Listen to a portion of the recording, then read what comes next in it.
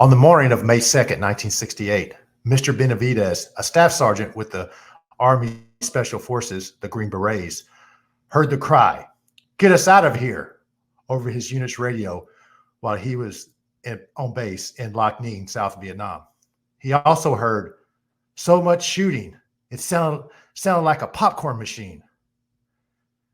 The call for aid came from a 12-man Special Forces team, 3 Green Berets, and 9 Montagnard tribesmen that had been ambushed by North Vietnamese troops at a jungle site a few miles inside Cambodia. Sergeant Benavidez jumped aboard an evacuation helicopter and flew to the scene. "When I got to the copper, little did I know we were going to spend 6 hours in hell," he later recalled. After leaping off the helicopter, Sergeant Benavidez was shot in the face, head, and right thigh. But he ran toward his fellow troops, finding 4 dead and the others wounded. He dragged survivors aboard the helicopter, but the pilot was killed by enemy fire when he tried to take off, and the helicopter crashed and burned. Sergeant Benavidez got the troops off the helicopter, and over the next 6 hours, he organized return fire, call-in airstrikes, administered morphine, and recovered classified documents. Although he got shot in the stomach and thigh and hit in the back by grenade fragments. He was bayoneted by a North Vietnamese soldier who he killed with a knife. Finally, he shot 2 enemy soldiers and dragged the survivors aboard another evacuation helicopter.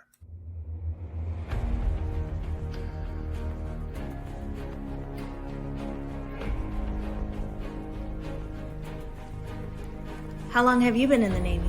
Oh, me blow midlife. I'm Jamie Britt. And I'm Heath Britt. And together we are E14. We have 40 years of naval service. And each week we discuss a potpourri of topics, which we like to call smoke pit topics. These are real world topics that concern us, our marriage, and our Navy with a sailor twist. So join us each week as we dive into the deep end. Booyah!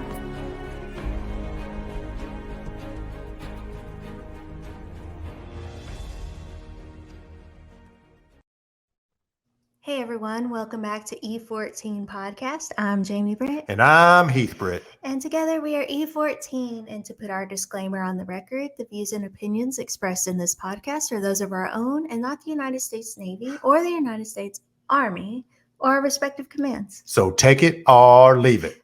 Then we are alive, actually. So do you want to introduce our guest? I would love to. The daughter of the man that we just read about, Roy Benavidez, his daughter, Yvette Benavidez Garcia. Hey, Yvette, how you doing today?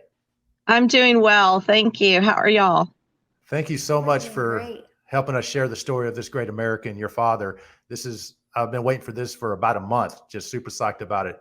And just so everybody knows, the actions that we read about, we're coming up on the 54th anniversary of these actions, which was done May 2nd, 1968.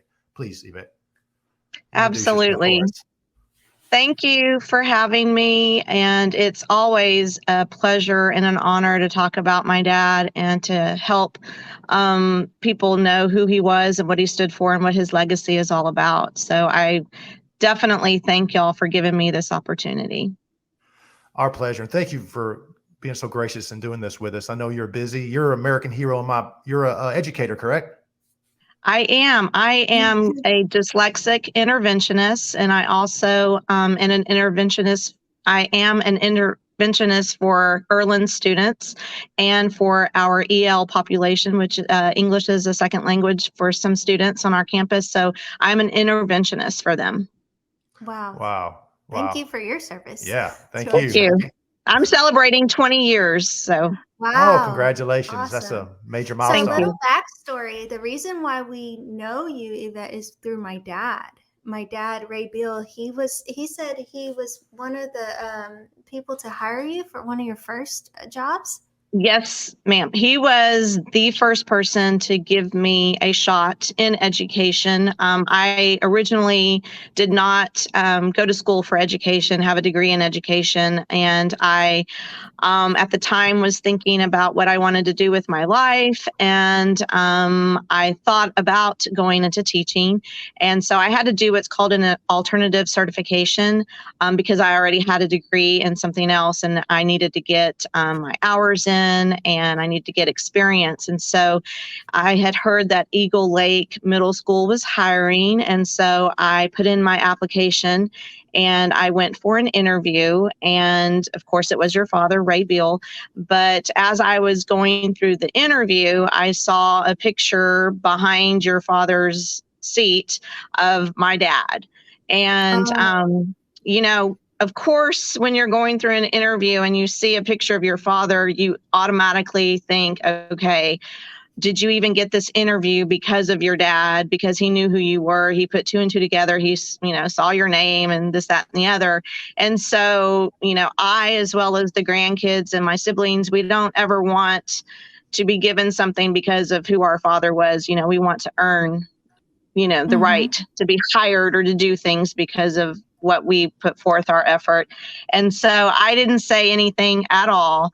And it wasn't until after the interview when I figured, okay, do I have it or don't I do this job, that I asked him about the man sitting that was, you know, behind him on his wall. I asked if he knew him and he said, yes, actually I do. And then he proceeded to tell me what my father meant to him. And then he asked if I knew him. And I said, well, actually I do. He's my dad. So, oh, wow. he was like, so apparently he didn't know, I guess, that I was his daughter. But, you know, fast forward to years later when I got to meet him and your mother, by the way, who I'm sorry for the passing of her. Thank you. She's such a sweet lady. But they invited me to come to an event that they were having, and I got to sit with them. And I brought up that story because I wanted him to know that all these years, I really thought that I was given that shot because of who my dad was. And he pretty much told me it had nothing to do with that it was all me. So that made me feel good knowing that he hired me because of who I was and what I stood for and not because of, you know, my dad. Yeah. That happens a lot. Wow. Yeah. No, but you know, that's just a legacy to your dad, because that's actually what he wanted to do, was drive his own path and forge his own path, you know, through his uncle. And we'll get into his story a little bit. Do you want to start off? I would do. I just want to say something real quick about your dad. I was introduced to him, not in person, but through his book, the book that I have sitting up, this one. Yeah. No, other one. This one here. Stage right. Okay. So through that book about him, and your dad told me about him, and it was actually just during the time that his wife Linda passed, and so I was just talking to him, trying to keep his mind off bad stuff, and we talked about him, and then years later after the podcast, I was like, you know what, I wish that Roy was still alive. This would be an awesome interview about, you know, a real hero. He goes, well, Ray was like, how about second best? I got his daughter. I'm like, really? Holy crap. Yeah. I've been a fan. I found out about Roy through that. And I've been a fan ever since of just his work and his just dedication to his country. Yeah. Despite all the BS we'll talk about later that he had to put up with. Yeah. So, thank you. We do want to point out at the beginning of this podcast that we think possibly Rambo was based off of your dad. We get that a lot, actually, and we've had this conversation, my siblings and I, and I think if you Google it, I think Google might say or hint that he was based after him. This we do not know for sure. We have never actually spoken to the writer of Rambo, but there are huge similarities, and we have never, ever been told by the actual writer and creator of Rambo that it was based off of my father, but you never know. I mean, I seem to think that he could be, but he is, in all actuality, if you do the comparisons, he is just like John Rambo. I mean, they're just like each other. Keith was saying this is what they make movies out of, like you as we were reading his actions, but movies embellish, like Hollywood embellishes actions, in the war, but this was real legit stuff he did. Yeah. So, and President Reagan, which I'm sure you've heard or maybe not, but President Reagan actually began the ceremony with a statement like that, saying if Hollywood were to write a movie script about this, you would never believe it. And so that's kind of one of the things that I think Hollywood, they've approached us numerous times, and we're in the process of doing a movie. It's obviously, it's not out there yet, but we, being from where we're at, we have no idea what makes a Hollywood movie. And so I think, yes, there are a lot of movies out there that are made a year after somebody passes away, or just made really haphazardly. And we've never wanted that approach. We've always been under the mindset of, if Hollywood is going to do a movie about our father, we want it done right, with integrity, and we don't want to make a movie just to make a movie. And so it has literally taken us, 24 years since his passing. It's literally taken us that long to get to the point where we're at today. But my mom did sell the life rights to, she passed over the life rights to a production company, and they do have the life rights for my dad. And it's been 7 years in the making for that. So, we don't know when we're going to see the light at the end of this long tunnel, but slow and steady wins the race. And we have the patience of Job, our family. Yeah. And like I said, we want it done right, and we want it done with integrity. But that is like one of the number one questions our family gets all the time. Why hasn't a movie been made? When is a movie going to be made? And all I can say is that it's coming. It's coming. So be patient with us. Good. Awesome. Because it's not about the money. It's about telling the story correctly. Keeping the legacy alive. Definitely. Absolutely. And Absolutely. You talked about where you're from. You're down in South Texas, right? From Campo. I was born in Kansas, so I'm not a full-blood Texan, but I was born in Kansas, Fort Riley, and I lived there probably for the first 5 years of my life. And then my father started his retirement process. And when they started the retirement process, my mom and him were originally from Texas. My mom's family was living in El Campo, and my mom wanted to come home and be with her family. And so my dad chose San Antonio to start his retirement. And then my brother was born in San Antonio at Fort Sam. And then my dad retired and then moved us to El Campo. So I've acclimated well. If you notice, I said y'all. Good. You talk exactly like a you've been there long enough, so you know. Yeah, exactly. I'm from Morton County too. Before we move on, yes, yes. And there are 3 Medal of Honor recipients actually from Wharton County, believe it or not. So I think that it's very impressive. Wow. Johnny Hutchins. Johnny Hutchins is from the Lissy area, and then Rick Pena, and from the Bowling area, I believe, and then my father, Roy Benavidez, from El Campo. Yeah. That's the legacy of American badasses right there. That's wow. where we that's grew good. up. So I'm going to say that we're badass, but yeah. Right. All right. You ready to get this started? Yeah, let's go. Let's dig into it. All right. You can't know the man without knowing his background, where he came from. So, in my opinion, that Roy came from a family of badasses. You had the Yaqui, did I pronounce that right? Yaqui.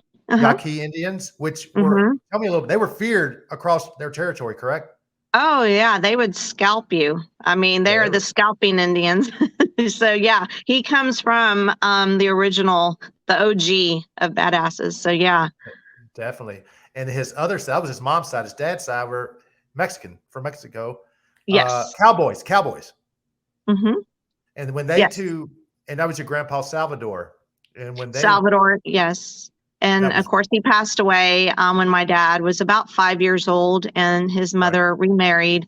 And my father, after the death of his mother, by the age of 10, he was orphaned. So he had to go live with his uncle, who was Salvador's brother. So Nick Benavidez. Nicholas Benavidez. Yeah, he started in Cuero. No, he started in Le Bon. How you pronounce that town? Lindenau. So my dad was born in Lindenau, which is a small, tiny community right on the outskirts of Cuero.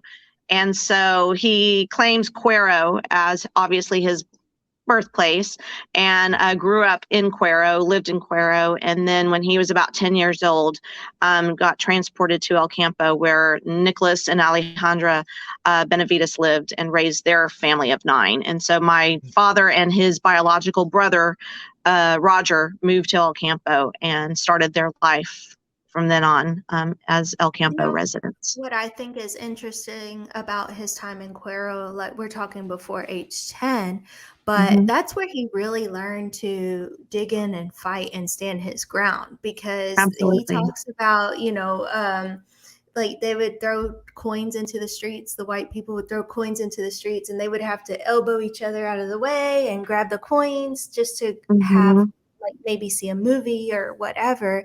And he figured out right away he could bump into him. If you take them out, you could get more money. Get more coins. Yeah. So, and in one of his books, he talks about how they would, he was so small that they wanted to see, I guess, how brave he really was. And they would throw the coins into the bullpen. And so, back then, obviously, money was really scarce, and especially in his family. And so, a nickel here and there was really worth a lot of money to him. So he was going to do whatever it took to get that money. And if it meant going into the bullpen with a kicking Bronco bull, then he was going to do that. And so that's kind of how his books start out, telling of that story. And they did not believe he was going to go do it. And I think they were offering him a quarter for going in there. Yeah. And so he kind of proved them wrong. And, that was kind of the start of his bravery. Definitely. And they didn't just sit him there with the bull. He had to grab the bull's scrotum and pull on it. And so if you want to piss off a bull, that's how you do it. Exactly. And he just saw that quarter, and he wanted money, and he was a brave little guy. And he went in there, of course, did it. We say little guy because of his stature, he right? was a little fella. Yeah. I think he only grew to be 5'6". Yeah, 5'7". 5'7". Yeah. I want to get into Uncle Nicholas. So his adopted father. Or his uncle, right? Yeah, but his adopted father, his uncle by blood, right? Yeah. So, but he seemed like such an influence on Roy. He was constantly, and then grandfather Salvador. So I guess that would be Nicholas's dad. Nicholas, yes, yes, who lived with them. Yes. Right. So of course, I did not know either man, obviously, but from the stories I have been told, he was a huge influence on him. And during the time that they were obviously living and growing up, my great uncle, who obviously was my grandfather, it's a complicated the way we call it, but so Nicholas. So the story goes that he was such a level-headed man who was easygoing and who anybody could talk to. There was some kind of scuffle or a fight going on, and he was able to break up the fight in such a way that whoever was watching that take place offered him a position to go into law enforcement. And I don't think at the time he really wanted to do that, but he was saying, if I do this, I'm going to have to, the law is going to have to apply to everybody, regardless of their race. And there was a time when I guess some Mexicans maybe were fighting and they did, or against some whites, and they didn't want the law to be pressed on a certain, on the whites. And he was like, no, if I'm going to do this, I'm going to do it right. And so they ended up giving him the position. And so he ended up being like the first in that area of a Mexican descent to be in that office. And so obviously then growing up, my father knew that he had to abide by the rules, and he had this person who was very influential in the town and this, that, and the other. And so that's how my father lived, and one of the famous quotes that he always says is, tell me who you're with and I'll tell you who you are. And so as Benavideses, we've all grown up knowing that quote. And it really hits home because if you really think about it, when you start to dissect that, if you're hanging around people who are not nice and who are mean and who are disruptive and who are getting into trouble, then that's possibly who the person you're going to become if you're influenced by their behavior. And so all of us Benavideses know of that, and it has stuck with us. So my dad, it's not to say he was perfect, because he wasn't. He was a fighter, and if you looked at him wrong, he was going to fight you, and he was that kid. I mean, we've all been in school with that kid, and many of the listeners were that kid, or have kids of their own. And my dad was not very smart, and he was called a dumb Mexican, and he grew up believing that he was dumb. And he had to work out in the fields with his family to make money, and was waking up early at 4:30 in the morning, working out in the cotton fields, picking cotton, coming back and trying to make it back to school by 7:30 or 8, then kind of sleeping through his classes because he was so exhausted, and then going back out into the fields afterwards and working until 9 or 10 o'clock at night, and then going to bed, and then repeating the process. And so in all aspects, he wasn't intelligent. He wasn't learning anything. And so eventually had to drop out of school. But he had to deal with a lot, and was not, during the time was not given the opportunities that most of us are given today. You know what I find so interesting about that situation and about Uncle Nicholas is that, he told them, all of the kids, 10 of them, that we are Mexican, but we are American. And that kind of struck me like, wow. We're talking back where they had to go pick cotton.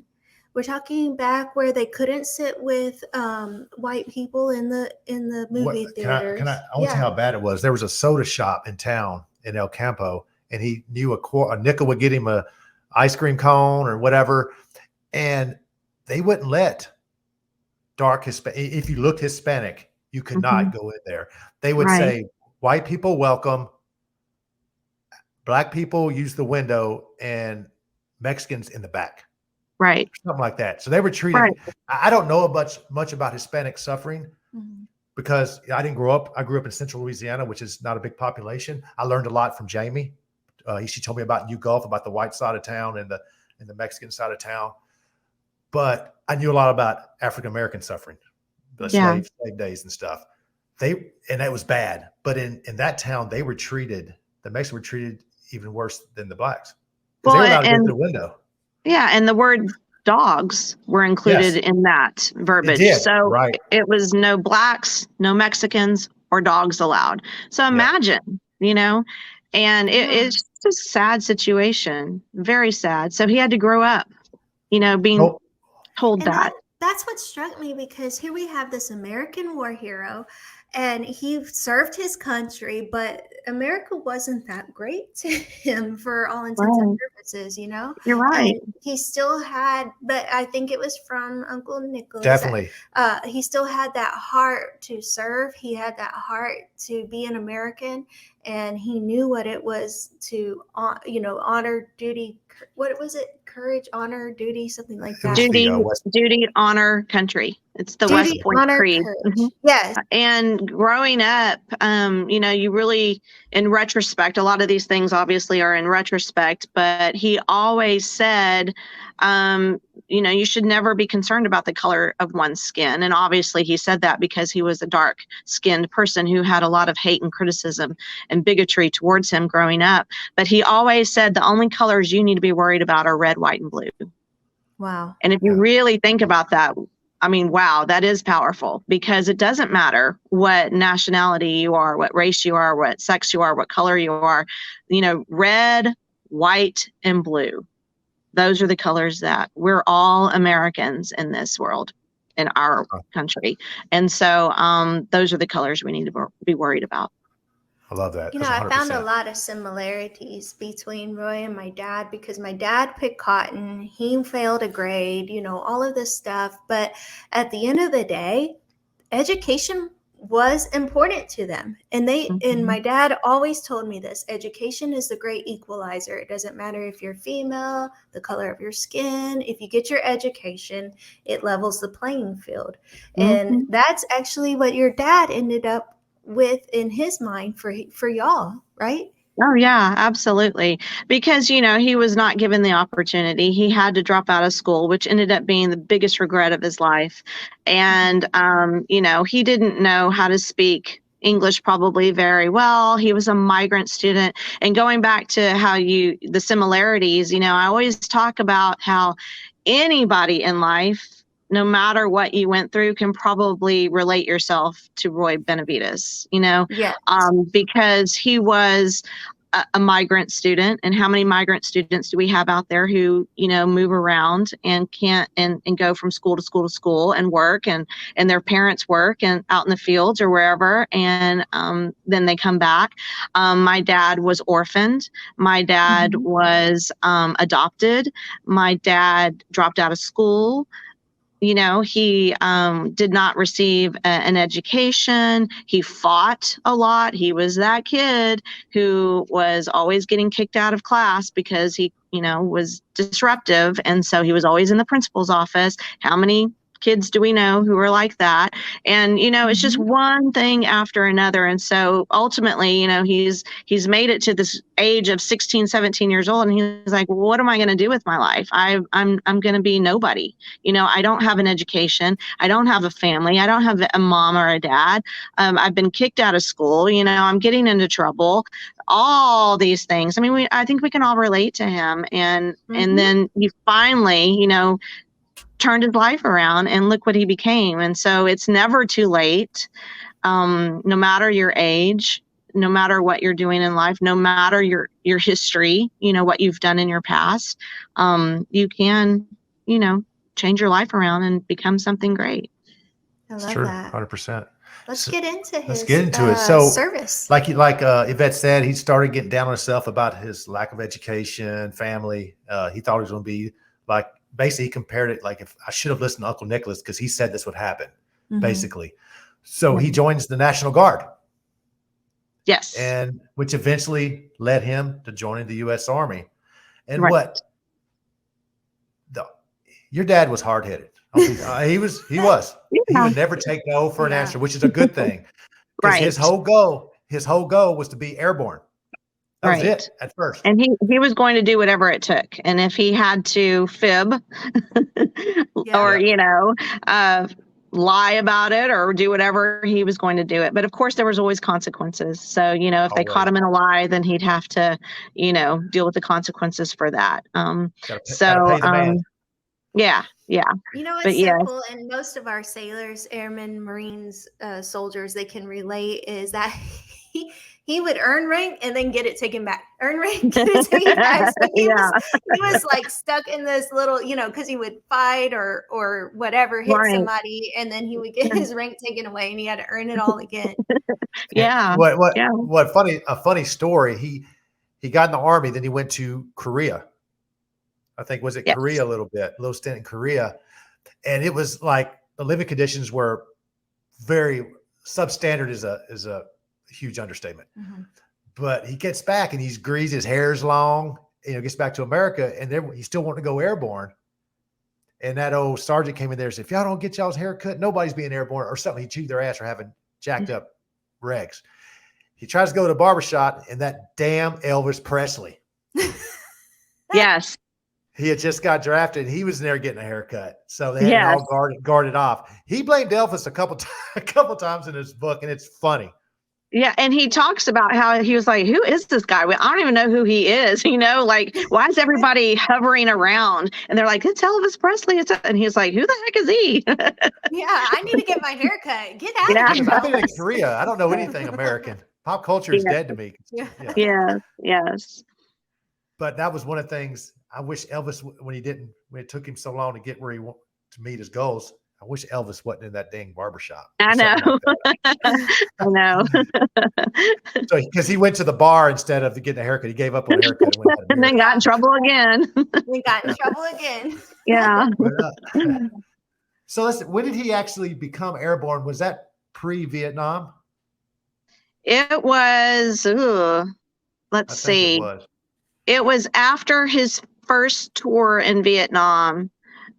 Because his first tour was when he stepped on a landmine and then got sent back to the United States for, treatment. And it took about, he was deemed paralyzed and never to walk again. And so they ended up giving him, when he got out, 9 months later, they gave him an office position. And so he was like, no, they were training him with physical therapy and occupational therapy to sit behind a desk for the rest of his life. And he was like, nope, not going to happen. I do not want to sit behind the desk for the rest of my life. And they said, well, I'm sorry. So that's when he took it upon himself to train himself and say, I'm going to have to if y'all aren't going to give me the training, then I'm going to have to do it myself.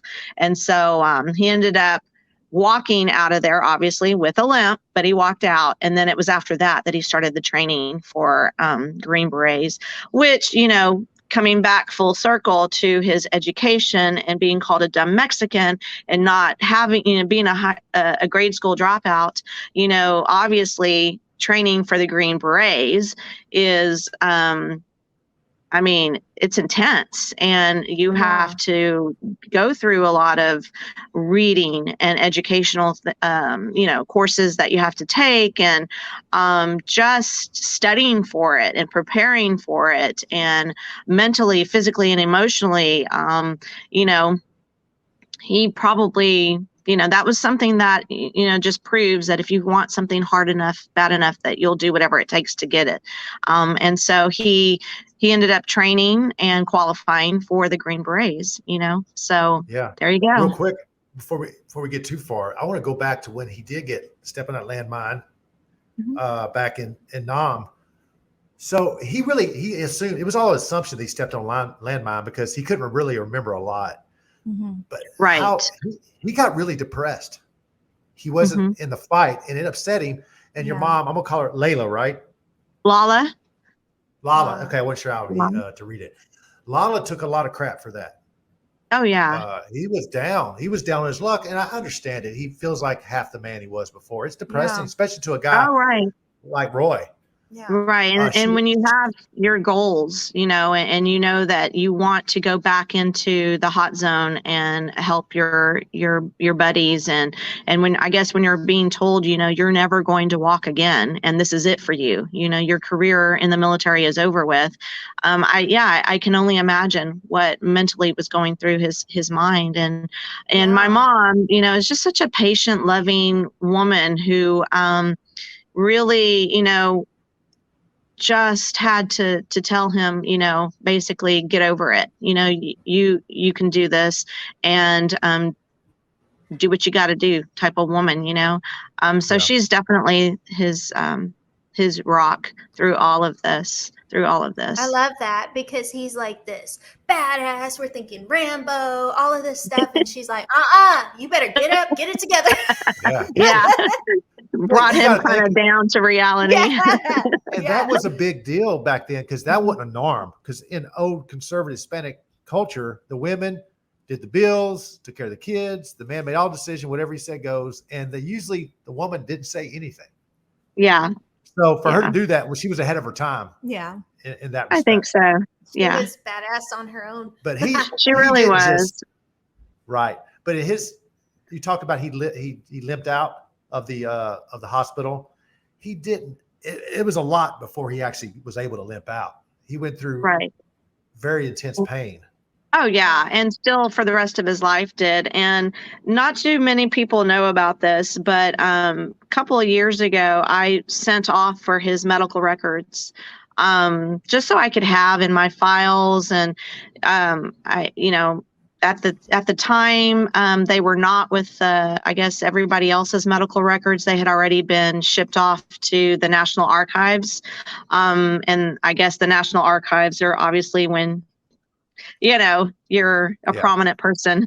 So I had to, send off for that and get my approval to that I was his daughter and this is what I wanted it for, blah, blah, blah. And so, arrives within the week later, 2-3 discs.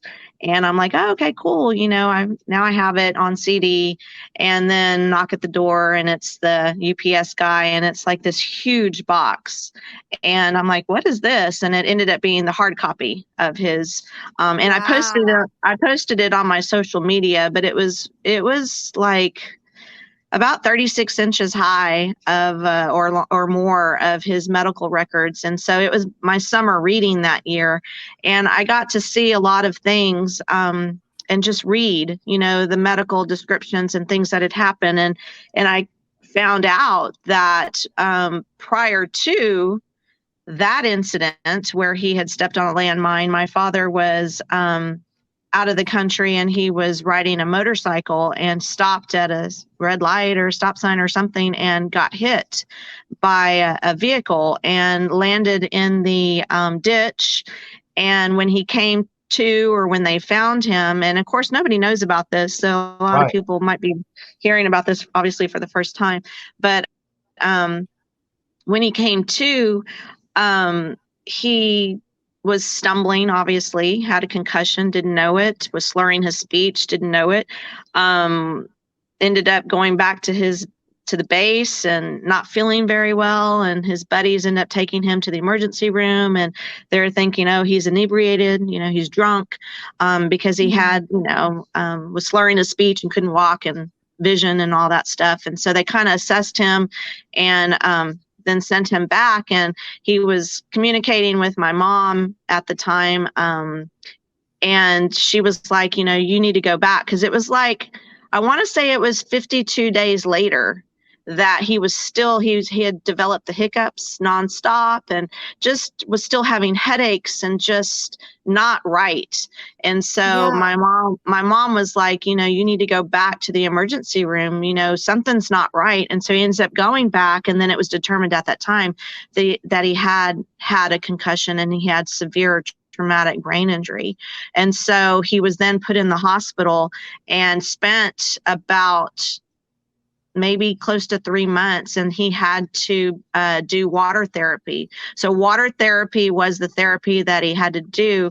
And he was given I think some time off during the weekends and, to go and to leave and come back. But it was just very interesting. And as I'm reading this, you can imagine, I'm like looking back going, are you kidding me? Like everything that I know about my dad, I'm like, and he went through this first and then went to Vietnam and stepped on a landmine and then did his Mace. I mean, it's just like, oh my gosh, this man is like, I mean, if we thought he was incredible before, knowing that was just like, wow. I mean, he is medical phenomenon. Yeah, I know. I mean, he's a beast. I mean, just a machine, just it's incredible, and recovered from that. And then steps on the landmine. Yeah. It's like Final Destination. Yeah. in real life, exactly. Right? Exactly. I think instead of 9, he had 12 lives. He must have been born with 12 lives. Yeah. Wow, it's amazing. But so he got out of the hospital, like you said. Mm-hmm.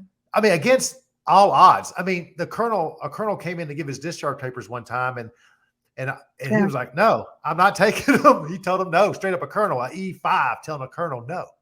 Yeah. And he started. They were chanting for him. The other patients were chanting, like, "No, colonel, don't give him those papers. Let him go get they said, let him go get killed in Vietnam. Give him a chance to go get killed in Vietnam. Or it was zapped Yeah. or whatever word they used. Yeah. And Yeah. it was, and they were all against it. They were all for him. He rallied everybody in that hospital to go against the colonel. What kind of man can go into a hospital wounded and rally all these other wounded soldiers? You know, like what type of person can go in there and just be like, no, all of y'all, come on, we gotta go. We're getting back. Somebody who doesn't take no for an answer, and somebody who has self-advocacy, and which is, going back to what we try to teach all of our kids in school. Here's the educator coming out of me, is teaching our kids to fight for themselves, to don't accept the 50 that you just made on a test, to go back and ask, can I retake it for a higher grade? Can I do better? To just, that's why I'm saying this man, we can find every little bit of things in our own personal lives that we can relate to him. And we can just say, well, he did it. I can do it. There's no excuse. There's really no excuse. Definitely. Definitely. 100. That's a good lesson. He inadvertently taught a lot of people. Exactly. Definitely. Yeah. But tell me, how much did he ever talk about his desk job days after the hospital? No, not really. Probably that for was good just reason. a means to get him to the next step, I'm sure. No, he hated it. Like he hated it. So he was in the desk job, and if the book had stated how much he hated it several times. He was pretty adamant about it. Yeah. But he was still in pain. It hurt him. It still did till the day he passed. It hurt him his whole life. Yeah. But he was in severe pain still. And he had a buddy of his said, hey, come with me. I'm going to go jump. He goes, I know you can't jump. Basically, just come keep me company. Roy forged the up paperwork to let him jump. He actually, he told the sergeant in charge to clear him. He told the sergeant, hey, I'll take a break, man. You're busy. He had the paperwork. Yeah. There was a blank form. He filled it out. Signed it because he got good at signing people's signatures, being the desk clerk for a while. Yeah. And we call it Navy gun decked. Yeah. He gun decked the hell out of it and jumped three times that day. Yeah. Which led him into the Airborne and Green Airborne, Berets, because he did the Airborne, then he went straight to the Green Berets, and he was still hurting. Yeah. Oh, but, and he lived with severe pain, like you said. And, as a kid, you really don't understand the pain that your parents go through. And as I become I am a parent, but as you just don't want your kids to see any kind of pain or anguish, whether it be mental, anguish or any kind of anxiety or fear. You just want to, at least I'm like that. I want to shelter my kids from seeing that because I don't want them to be hurt or confused or scared. And so growing up, I never saw my dad. He sheltered us from his pain and his fears and his worries and his anxieties. And, but I could see that he was in pain. Certain days, if the weather was starting to change, he would lock up and his muscles would get really tight and tense. And he constantly had to be walking to keep, his muscles from locking up. And so he'd wake up early and go for a 5-mile walk or a jog when he could jog. And this was every day, even in the rain, he would do that, and even in the cold. And it was because, you don't think about why are you doing this, Right. But that was, later on in life, we realized it was because that's what he had to do to keep functioning, or else he probably would become, wheelchair bound. But he lived in constant pain, but he still got up and he still did what he had to do. And then later in life, I figured out that he was also living with mental torture of having to relive, his experiences. And every time he got up and spoke, and he spoke to hundreds of thousands of people and organizations, it was mental torture for him to have to relive but he did it. And he did it with pride, and he did it because he wanted to get the word out and try to educate and inspire people, and he did it. So the needs of others came first, always, with my dad. So we talked about the concussion. We talked about the landmine, but let's get into May 2nd just a little bit, because he endured another physical and mental torture that you're speaking of right now. So can Yes. you tell us a little bit more on the May 2nd? So, my dad was on a mission there in Vietnam, but the day of the May 2nd was, I guess, his off day. He was not supposed to be on duty. And so he was attending a church service, a makeshift church service, and it was like on the hood of a Jeep, wherever they were at. And he heard through the radio that he knew that his friends were on this mission on that day. He had different teams of friends that were out there, and so he didn't know where they were, what was going on. But when he heard the call for help, he asked, what team is out there? Who's out there? And he ended up finding out that it ended up being one of the main lead team member was one of his buddies who had previously saved his life. And his name was Leroy Wright. And so Leroy Wright, when they were doing, they were out on a McGuire rig from a helicopter, and the nylon ropes got tangled up. And my dad was one of the people hanging from the ropes. And as that nylon got tangled, it started to burn. And so Leroy Wright helped to bring them to safety, risked his life, and kind of was hanging out of the helicopter and untangling the ropes. So anyway, my dad, when he heard that it was Leroy Wright's team that was out there, he was like, well, I need to go out there because he saved my life and now he needs my help. And so they were telling him, no, this is not your time. You can't go out there, blah, blah, blah. And of course, my dad, the person he is, he was like, no, I'm going out there. So he grabbed the closest thing, which ended up being a medic bag. And he had his Bowie knife on him, and he got on the helicopter, and they were like, of course, still confused, like, what are you doing here? You're not supposed to be here. And he says, no, just get me close enough, to where I can jump and I'm going to help my buddies. And so, if you know of his story, then you know the rest of everything that happened. But, he was not supposed to be there that day when it happened. And so he volunteered, ended up, rescuing the paperwork, the important paperwork that Leroy Wright had. He found out that Leroy Wright was in fact dead. So he could not save him, retrieved the important documents that were on his body. And in the meantime, was trying to save his other buddies that were there, loaded them up to the helicopter, and then eventually that helicopter ends up crashing. So has to take them off of the helicopter, and then calls in for another team to come in to extract them, loads them back on. And of course, in between this, that, and the other, he's having hand-to-hand combat. So he's getting shot at, or he's shot through his legs. He's taking shrapnel. Bayoneted. Yes. He got bayoneted. He got shot in the face, shot in the stomach. Clubbed, bayoneted, shot. His body's burned, and he's continuing to get these soldiers. And then he crashes. He crashes in a helicopter, gets all of those guys out, calls for another helicopter. I mean, that's amazing. Wow. He's truly, had the will to fight and to live, and the adrenaline was definitely in full gear. And I mean, who knows what he was truly thinking when all that was going on.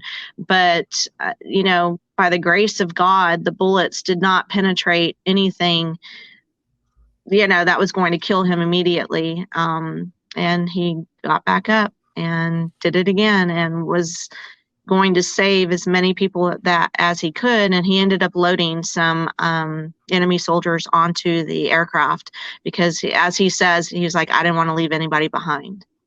Wow. Yeah, he was the last person taking all that shrapnel. He was the last person to actually get on the helicopter. Right. And it wasn't until he finally was loaded that they were like, can we go? And he gave him a thumbs up, like, okay, let's go. And after that, he was pretty much motionless. He was, and couldn't he, talk. my dad was a very witty, funny guy. And if you watch one of his videos is on his YouTube, I administer a YouTube channel on my dad, and I upload videos as I can that belong to the family, or that are our personal videos. But there are some other videos out there from other people that have posted.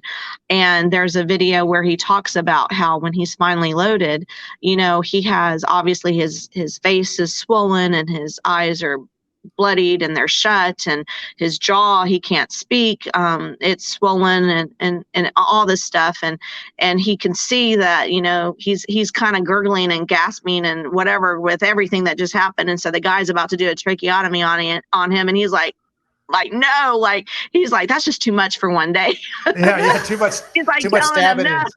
Like, I don't need a trach, I'm okay, I'm just having a moment here, Well, but that was my dad. They were zipping him up in the body bag, right? They were zipping him up, thinking he was completely dead and gone. And I love the way they found out he wasn't dead. Right, spit right. in the doctor's face. Yeah, and I actually got to meet the medic a couple of years ago, Lee Martin, who was the medic. He's still alive, and I got to meet him in California, and he talks about that story. And he says how my dad's, obviously his teeth and mouth and everything were broken, and just so much was going on that he could, when he bent down to see if he was alive, he could see this little thing wiggling through the teeth. And it was his tongue, and he was trying to communicate, I guess, like moving that little bit of tongue through the teeth so that he could see. And so that kind of also alerted him to, like, oh my gosh, this man's alive, But my dad had Asian features to his face, irregardless. So, he looked like he could have been the enemy because of his features. And so they thought also that he was not an American, but of the enemy there. So, yeah. That didn't work in his favor, but he talked about when he was in Vietnam, especially his first tour, that worked to his advantage. Yes, definitely. Having that Asian look about him, where he could wear their clothes, right, and learn the way their emotions are, and they'll exactly. think he's Vietnam. Right, right. And my dad, going back to just. Going back to that being a dumb Mexican, and how, I think our kids can probably relate to the bullying and the things that they endure and encounter on a day-to-day basis. My dad kind of wanted to prove to the world that I'm not a dumb Mexican and that I can become something. And he ended up ultimately learning about 14 different languages. And so I can't even learn two. You know what I'm saying? Wow. And I can barely speak English. Exactly. And here's a man who traveled the world because of his, opportunity in the military, and then ended up learning 14 different languages. I mean, he wasn't that fluent in them, but, if he needed to get to the bathroom or food or something, he could speak the language. And that's impressive, and in some of those instances, he did speak pretty fluent, the languages that he spoke. But that just goes to show you that you can do anything that you put your mind to, Right.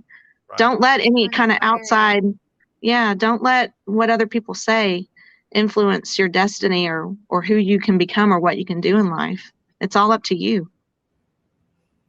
I think one of the biggest things, or the biggest shocks that I saw or read, is that he did not get the Medal of Honor right away, because they were like, oh, we can't prove this because everybody else had passed away. But he found a dude. But he found that they found, not him, but the agency that approves Medal of Honors found this guy in the Fiji Islands. Right. And so he's the one. In the town that we live in, he obviously became really close friends with the editor of our local newspaper, which is the El Campo Leader News. And the man's name is Fred Barbee, and he had a son, Chris Barbee. And so Fred and Chris obviously were working at the Leader News. They were editor and co-editors. And so Fred Barbee is like, I'm going to write an article about this, and let's just see where this takes us. And so he ended up writing an article about my father's, everything that he went through, his time in the war, and how they were trying to get his status moved up to, Medal of Honor and this, that, and the other. And so somehow the AP got a hold of that, the Associated Press, and then it went on. It was like everywhere. And so out of the men who my dad ended up saving, the lives of, there was one who just basically went off the grid, understandably so, but went off to the Fiji Islands and was just didn't want anything to do with society anymore. And so I think he was actually vacationing there at the time, and it had made the circulation there. It was at a convenience store, and the guy is just, it's like a scene from a movie. Walking, sees my dad's face on the cover of the paper, grabs it, takes it home, reads it, and is like, oh my gosh. And at that moment, he's like, wrote his 12-page account of what had happened, sent it in, and that was what they needed to get my dad's status upgraded to the Medal of Honor. And that so was truly a labor of love, I feel, because having to relive that himself just to write it so that someone else can be properly awarded, golly, he must have really respected your dad. And he relived those memories too on a 12-page paper. Definitely. Absolutely. And what these men and women go through in our military and armed forces, and the things that they see. And obviously we don't have a clue. We don't have a clue. And we're so quick to judge, well, why are you self-medicating? Why are you drinking? Why are you doing this? And we truly don't understand the reasons why people do what they do to ease the pain and the mental anguish. And now I get it, and it's just sad. It's sad. And the poor man, he had to relive that nightmare. And then after that, went back into seclusion, and he recently, within the last year, passed away. But he never really wanted to reach out and talk to people. He was interviewed for one of the books that was written about my dad, Legend. And he spent hours and hours and hours again, reliving it. And then that was it. That was like, no, not going to do it anymore. I can't. So we're very, very thankful. Yeah. So Yvette, you talked about how we talked about earlier about parents don't show the children their pain. Basically, we talked about that. Mm-hmm. So all the things you talked about, Roy, you never really knew he had a bad back. He was in constant pain back there. His mental, I can't imagine his mental, like you talked about any mental illness he might have had, because back in the day they didn't talk about that.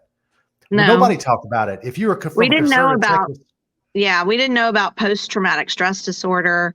Didn't know that was such a thing, or but there were little things.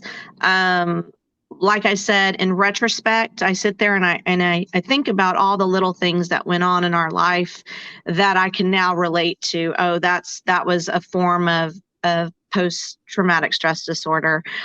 So when we lived in our house, he had these windows installed in our home that you could see out if you were inside, but people couldn't see in, and really didn't understand why we had to have that type of window. I remember him always closing the drapes and wanting it kind of dark and secluded. And I'm one of those people who like behind me, you see my shades are up. I want the sunshine coming in. And he was always he was always looking out, peeping through the blinds to see, never really understood why. My sister remembers him walking the perimeter of the house, making sure that, I guess people weren't out there. He always, when he drove us to school, he went always a different route. It was never the same route. And I remember being a little girl questioning, because on the street that we lived in in our school, it was just kind of like a straight shot. It was probably 3 or 4 miles, but it was just a straight shot. And he always went different routes. And I remember questioning, why are you taking the long way? And he was always like, well, you never you never know who might be following you, or you never know, it was always a reason. But, as a little kid, you really don't stop and think about it until you get older and you start thinking, wow, so sad, that he was, But it's amazing that that's all you can think of. You hear about people now, and not nothing against them. It's a hard demon to fight. But for a guy that went through what he did, he kept it in pretty. I mean, that's amazing. He handled it very well. I think very well. I kind of feel bad. I feel bad for him that there was no help for him. Mm-hmm. Exactly. Or that maybe he didn't know or didn't seek it, or but yeah, my mom would talk about how he would wake up, with nightmares. If we went to a restaurant, you better not come up behind him and tap his shoulder, because it was always a startle, If he was very quick to get startled, you couldn't sneak up on him, If a waiter at a restaurant dropped glass or a plate, it was very like, what just happened. Yeah. And he was always on alert. They call that hypervigilance. Yes. Always just like always ready. He was, and you could tell from the training that he received in the military that he was super, super vigilant of things, and just always ready and always alert, and just a smart guy too. I mean, he was just brilliant in his thought processes, but yeah. So who knows, what he truly, truly was going through in life. But he hid it from us, and quite well. But after talking to Ray about you, he said you do a lot of stuff to keep your dad's memory alive, correct? I do, and my siblings as well. And now the grandkids. My dad has 8 grandchildren, and wow.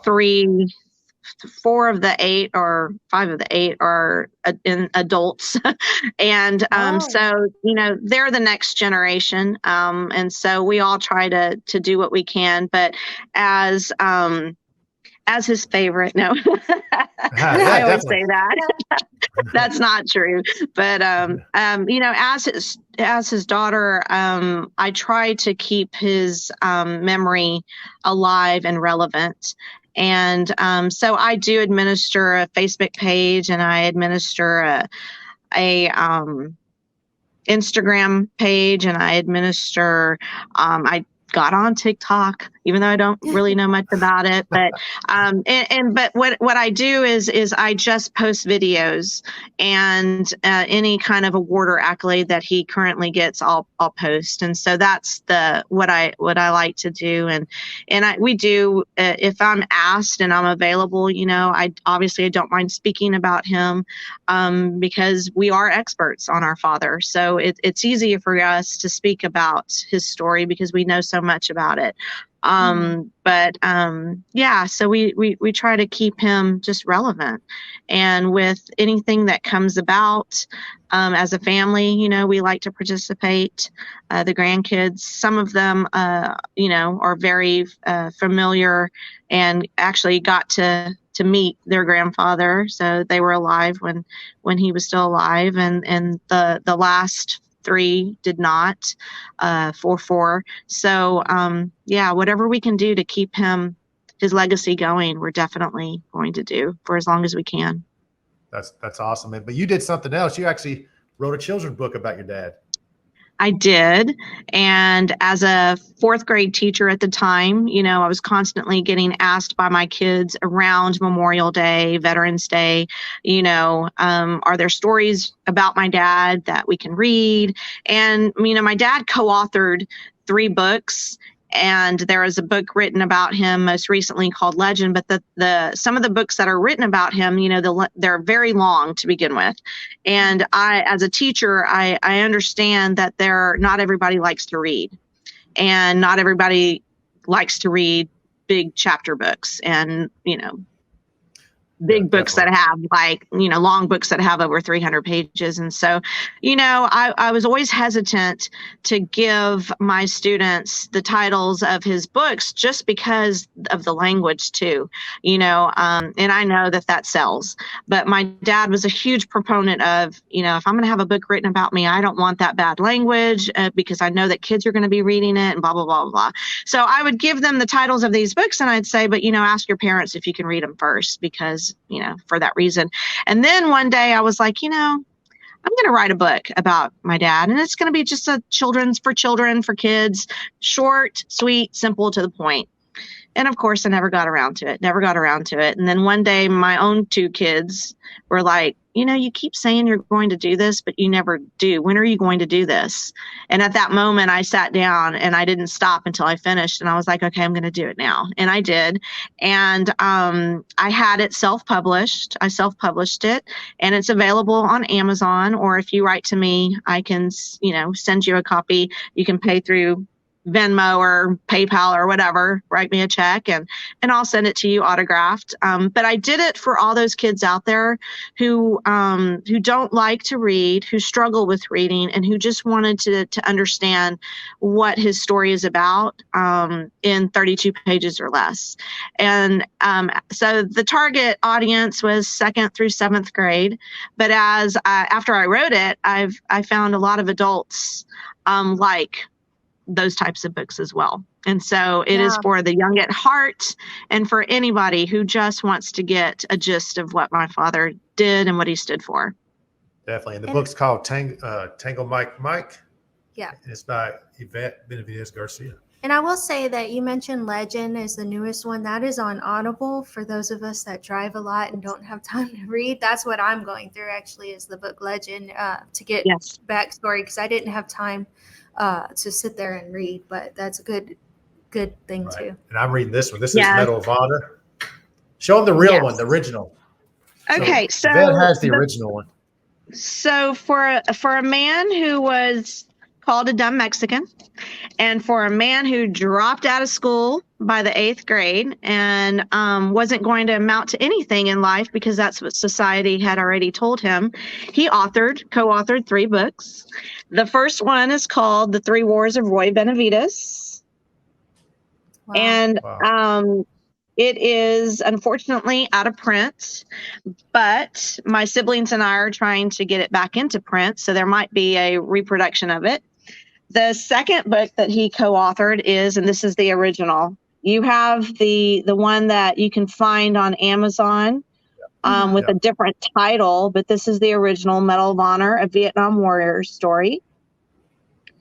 And then he co-authored and helped with this one by Pete Billack, and it's called The Last Medal of Honor. Wow. That's awesome.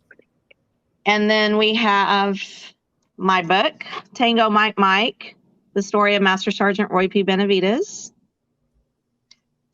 And then we have a graphic novel that was put out on 4 Medal of Honor recipients, and he's one of them. And you can get this for free if you write to I can't remember his name actually, by the way, but I'll give you all that information. And it's a free publication that the Army gives. Oh, yeah. And we'll definitely put that on our page for the listeners. And then there's this one, Violent But True Bedtime Stories by Tim Jensen. And so I don't know if there's a glare, but that's on Amazon. And then, of course, Eric Blem, New York Times bestseller, Legend. And so Legend was written by Eric Blem. And it actually, he got to interview a lot of the men on the May 2nd mission. So obviously a lot of the other books that my dad co-authored are from my father's point of view.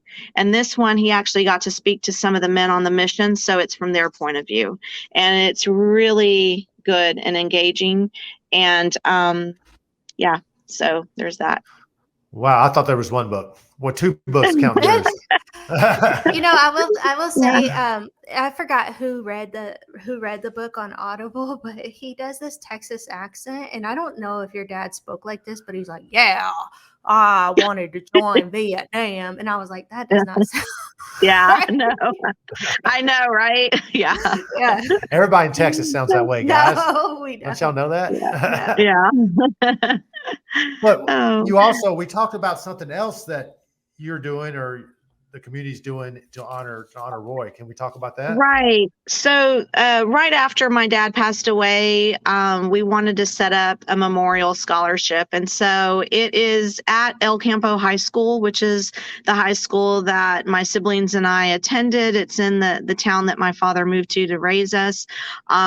So we have a memorial scholarship in his name.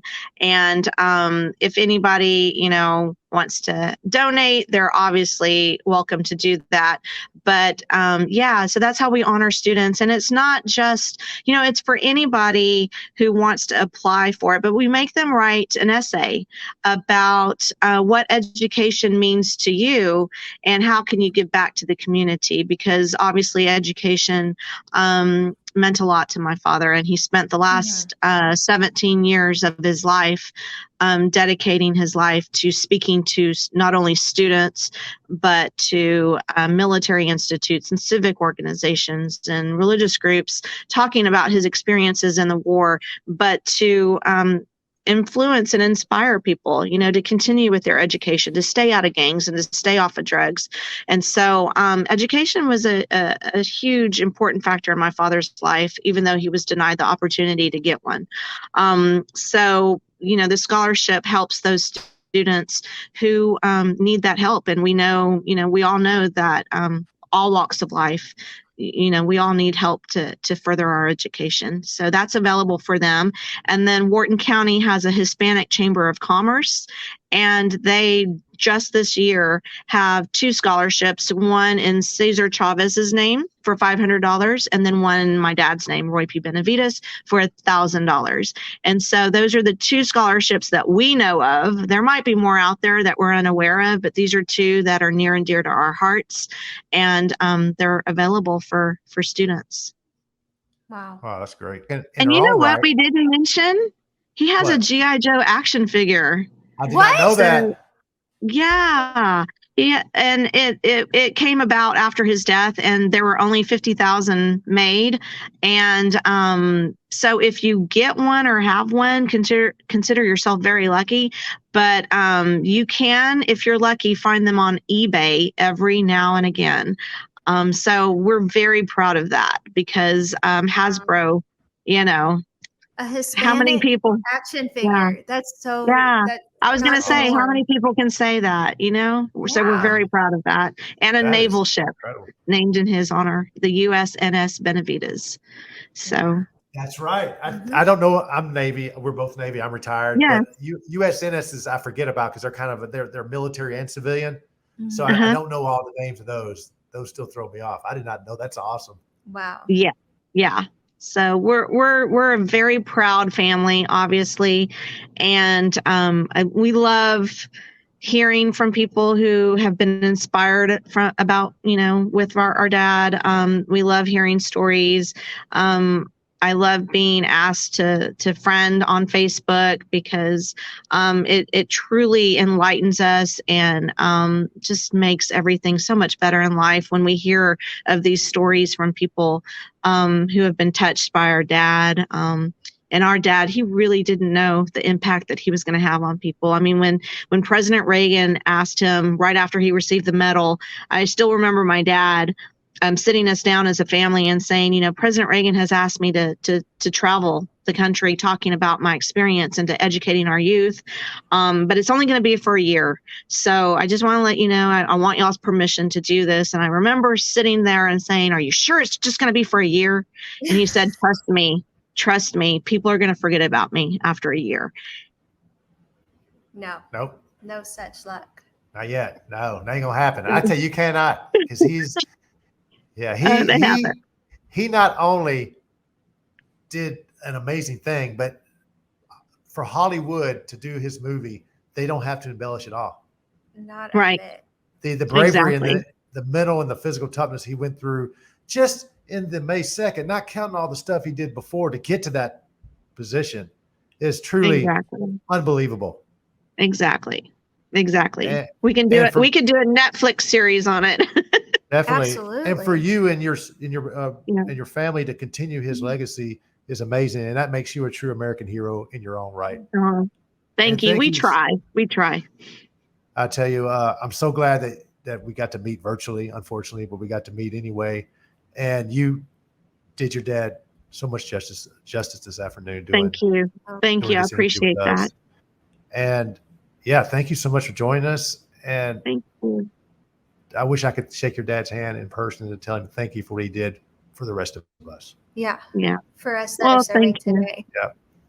I think the best thing that we can do is just to share his story and just pay it forward. I think, he would be very honored and happy and pleased if we could just continue to live his life the way he did, and to share his legacy with everybody and anybody we meet, because we have so many people in this world who are struggling with so many different things.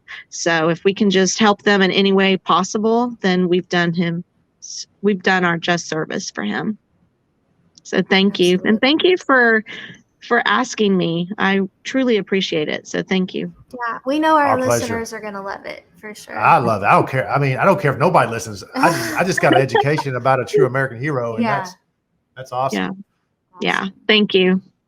Thanks, Yvette. Y'all have a great day. Yeah. You too. We're definitely going to close out here. And real quick fact, that actions he did happened on my birthday. I was born. Well, not in 68. Just wanted to tell everyone I wasn't born in birthday. 68. I was born in 76. But oh, well, happy birthday! What a great day to celebrate. Yeah, exactly. And a whole new meaning, huh? It does. All right, well, we'll close out here and then hang out for just a minute as we end this live stream. Sound good? Sounds great. Thank you. With that, we wish you fair winds and following seas.